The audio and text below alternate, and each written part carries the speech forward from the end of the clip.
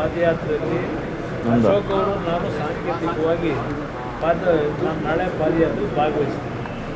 ನಂತರ ಆ ಒಂದು ಪಾದಯಾತ್ರೆ ಮುಂದುವರಿತದೆ. ನಾವು ಸಾಂಕೇತಿಕವಾಗಿ ಎರಡೂ ಪಕ್ಷಗಳು ಸೇರಿ ಪಾದಯಾತ್ರೆ ಚಾಲನೆ ಬಿಡದಿಯ ವಿಷಯದಲ್ಲಿ ಇವತ್ತು ವಿಷಯ ಚರ್ಚೆ ಆಗಲೇಬೇಕು ಸಂಬಂಧಪಟ್ಟ. ಅಷ್ಟೇ ಅಲ್ಲ, ಬಿಡದಿಯ ವಿಷಯಕ್ಕೆ ಸಂಬಂಧಪಟ್ಟಾಗೆ ಹಿಂದೆ ಕಾಂಗ್ರೆಸ್ ನಾಯಕರು ಏನು ಮಾತಾಡಿದ್ದಾರೆ, ಅಲ್ಲಿ ಟೌನ್ಶಿಪ್ ವಿಷಯದಲ್ಲಿ ಹಲವಾರು ವಿಷಯಗಳಿದೆ.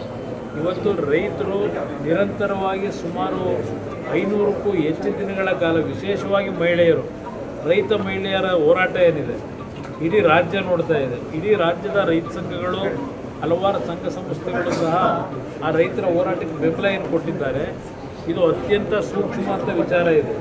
ಇವತ್ತು ಅಲ್ಲಿಯ ರೈತರು ಯಾವುದೇ ಕಾರಣಕ್ಕೂ ಭೂಮಿ ಕೊಡಲಿಕ್ಕೆ ತಯಾರಿದೆ ಇರ್ತಕ್ಕಂಥದ್ದನ್ನು ಹಲವಾರು ರೀತಿ ದಬ್ಬಾಳಿಕೆಗಳ ಮುಖಾಂತರ ಎದುರಿಸಿ ಆ ಭೂಮಿಯನ್ನು ಇವತ್ತು ರೈತರು ಕೊಡಬೇಕು ಅಂತಕ್ಕಂಥ ಒತ್ತಡಗಳನ್ನು ಏನು ಹೇಳ್ತಾ ಇದ್ದಾರೆ.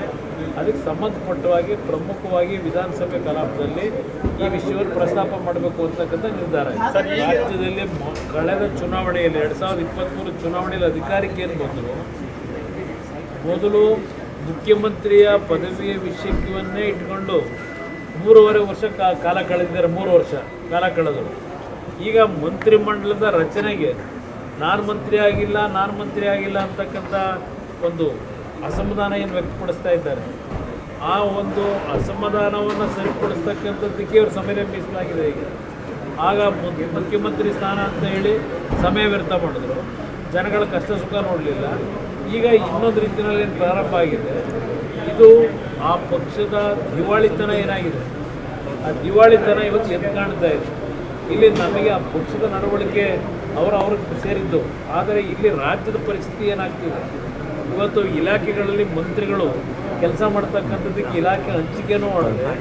ಇವತ್ತು ಯಾವುದೇ ರೀತಿಯ ಆಡಳಿತದಲ್ಲಿ ನಾವು ಒಂದು ಸಮರ್ಥವಾದಂಥ ಕಾರ್ಯಕ್ರಮವನ್ನು ಕಾಣ್ತಾ ಇದ್ದೀವಿ. ಎಲ್ಲವನ್ನು ವಿಧಾನಸಭೆ ಕಲಾಪದಲ್ಲಿ ಚರ್ಚೆ ಮಾಡಿ